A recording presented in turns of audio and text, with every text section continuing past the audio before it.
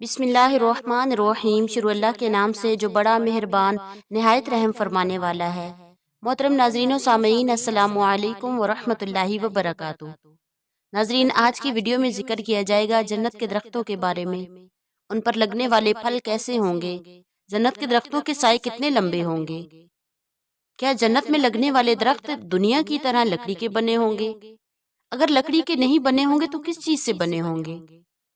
ناظرین، بعض روایات میں ذکر کیا جاتا ہے کہ جنت میں جو درخت لگے ہیں جنتیوں کی خواہش کے مطابق ان کے لیے چیزیں اگائیں گے، یعنی جنتی جس چیز کی بھی خواہش کرے گا وہ درخت سے اگ جائے گی۔ ایسی ہی چند روایات آج کی ویڈیو میں ذکر کی جائیں گی، لہٰذا آپ ناظرین سے درخواست ہے کہ ویڈیو کو آخر تک دیکھیں، اور اگر آپ کو ہماری ویڈیو پسند آ رہی ہے تو کائنڈلی ویڈیو کو لائک کیجئے، چینل کو سبسکرائب کیجئے۔ ایک روایت میں فرمایا گیا کہ حضرت جریر بن عبداللہ رضی اللہ تعالیٰ عنہ فرماتے ہیں، ہمارا قافلہ صفا مقام پر اترا تو وہاں ایک شخص درخت کے نیچے سو رہا تھا۔ سورج کی دھوپ اس تک پہنچنے ہی والی تھی کہ میں نے غلام سے کہا، تم اس کے پاس یہ چمڑے کا فرش لے جاؤ اور اس پر سایہ کر دو۔ چنانچہ وہ چلا گیا اور اس پر سایہ کر دیا۔ جب وہ شخص بیدار ہوا تو ہم نے دیکھا کہ وہ حضرت سلمان فارسی رضی اللہ تعالیٰ عنہ تھے۔ چنانچہ میں ان کو سلام کرنے کے لیے آگے آیا تو انہوں نے فرمایا، اے جریر، اللہ کے لیے انکساری اختیار کرو، کیونکہ جو شخص اللہ کے لیے تواضع انکساری اختیار کرتا ہے اللہ تعالیٰ اس کو قیامت کے دن بڑی عزت بخشیں گے۔ اے جریر، کیا آپ کو معلوم ہے قیامت کے دن کے اندھیرے کیا چیز ہیں؟ میں نے عرض کیا، معلوم نہیں۔ فرمایا، لوگوں کا آپس میں ظلم کرنا۔ پھر انہوں نے ایک چھوٹی سی لکڑی اٹھائی، اتنی چھوٹی کہ میں ان کو ان کی 2 انگلیوں کے درمیان میں دیکھ نہیں سکتا تھا۔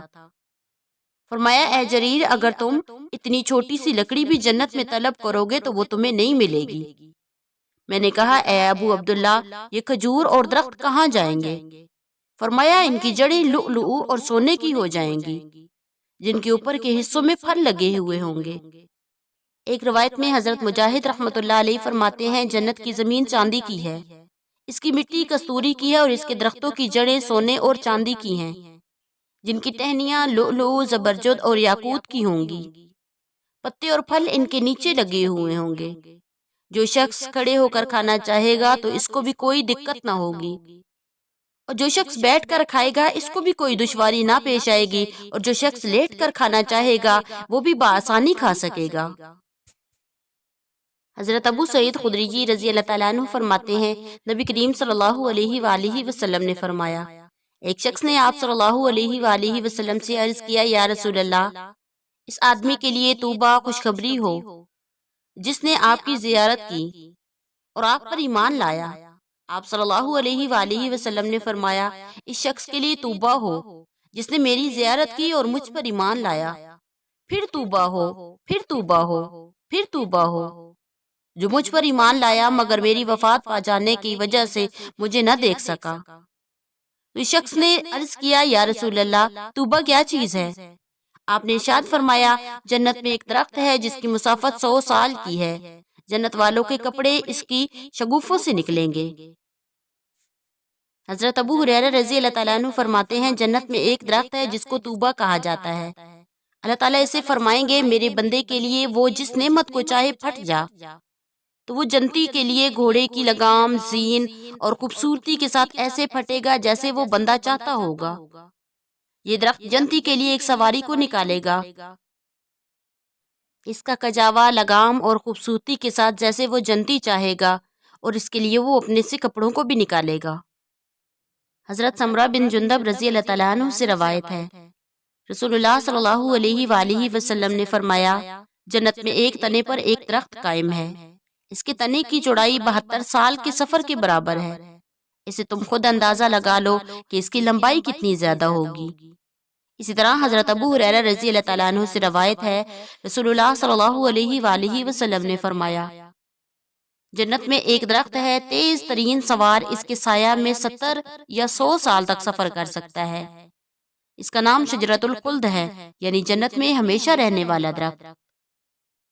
حضرت اسماء بنت ابی بکر رضی اللہ تعالیٰ عنہ سے روایت ہے، میں نے جناب رسول اللہ صلی اللہ علیہ وآلہ وسلم سے سنا، آپ صلی اللہ علیہ وآلہ وسلم نے سدرۃ المنتہا کا ذکر فرمایا، بہترین سوار اس کی شاخوں کے سائے تلے 100 سال تک چلے گا، یا 100 سال تک سایہ میں بیٹھے گا۔ اس کا فرش سونے کا ہے اور اس کے پھل مٹکوں کی طرح بڑے ہیں۔ سدرۃ المنتہا کی تفسیر میں حضرت عبداللہ بن مسعود رضی اللہ تعالیٰ عنہ فرماتے ہیں یہ جنت کے درمیان میں ہے اور اس پر سندس اور استبرق کے ریشم کا ذخیرہ ہے۔ حضرت سلیم بن عامر رضی اللہ تعالیٰ عنہ فرماتے ہیں اصحاب رسول صلی اللہ علیہ وسلم نے فرمایا اللہ تعالیٰ ہمیں دیہاتیوں سے ان کے نبی کریم صلی اللہ علیہ وآلہ وسلم کے سوالات کرنے سے بہت فائدہ پہنچاتے تھے۔ چنانچہ ایک دن ایک دیہاتی حاضر ہوا اور عرض کیا یا رسول اللہ تعالیٰ نے جنت میں ایک موذی درخت کا ذکر کیا ہے، میرا خیال نہیں کہ جنت میں کوئی ایسا درخت موجود ہو جو جنتی کو ایذا پہنچائے۔ آپ نے فرمایا وہ کون سا درخت ہے؟ اس نے عرض کیا بیری کا، کیونکہ اس کے کانٹے ہوتے ہیں ایذا دینے والے۔ تو نبی کریم صلی اللہ علیہ وآلہ وسلم نے فرمایا کیا اللہ پاک نے فی صدر مخضود نہیں فرمایا؟ اللہ نے اس کے کانٹوں کو ختم کر دیا ہے اور ہر کانٹے کی جگہ پھل لگا دیا ہے۔ سبحان اللہ۔ حضرت انس رضی اللہ تعالیٰ عنہ سے روایت ہے رسول اللہ صلی اللہ علیہ وآلہ وسلم نے فرمایا جب مجھے معراج کی شب 7ویں آسمان میں سدرۃ المنتہا کی طرف لے جایا گیا تو اس کے بیر حجر کے مٹکوں کی طرح بڑے بڑے اور موٹے تھے اور اس کے پتے ہاتھی کے کانوں کی طرح تھے اور اس کے تنا سے 2 ظاہری نہریں نکلتی ہیں اور 2 باطنی نہریں۔ میں نے پوچھا اے جبرائیل یہ باطنی اور ظاہری نہریں کیا ہیں؟ فرمایا باطنی تو جنت میں ہیں اور ظاہری نہریں دنیا میں دریائے نیل اور دریائے فرات ہیں۔ حضرت حسن رضی اللہ تعالیٰ عنہ فرماتے ہیں میں نے نبی کریم صلی اللہ علیہ وآلہ وسلم کو فرماتے ہوئے سنا جنت میں ایک درخت ہے جس کا نام شجرۃ البلوا ہے۔ روز قیامت مصیبت زدوں کو پیش کیا جائے گا تو ان کے اعمال نامہ کو حساب کتاب کے لیے پیش نہیں کیا جائے گا اور ان کے لیے ترازوئے اعمال کو نصب نہیں کیا جائے گا، بس ان پر اجر و انعام کی بارش ہی ہوتی رہے گی۔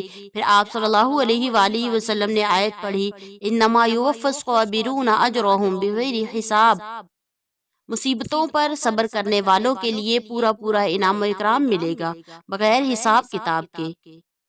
حضرت ابن عباس رضی اللہ تعالیٰ عنہ فرماتے ہیں جنت کی کھجور کے تنے سبز زمرد کے ہوں گے اور کھجور کے تنے کی ٹہنیاں سرخ سونے کی ہوں گی، اس کی شاخیں جنتیوں کے لیے بہترین لباس ہوں گے، انہی میں سے ان کے چھوٹے کپڑے اور پوشاکیں تیار کی جائیں گی، ان کے پھل مٹکوں کی طرح اور ڈول کی طرح بڑے بڑے ہوں گے، دودھ سے زیادہ سفید ہوں گے، شہد سے زیادہ میٹھے ہوں گے اور چاک سے زیادہ نرم، اور ان میں کوئی گٹھلی بھی نہیں ہوگی۔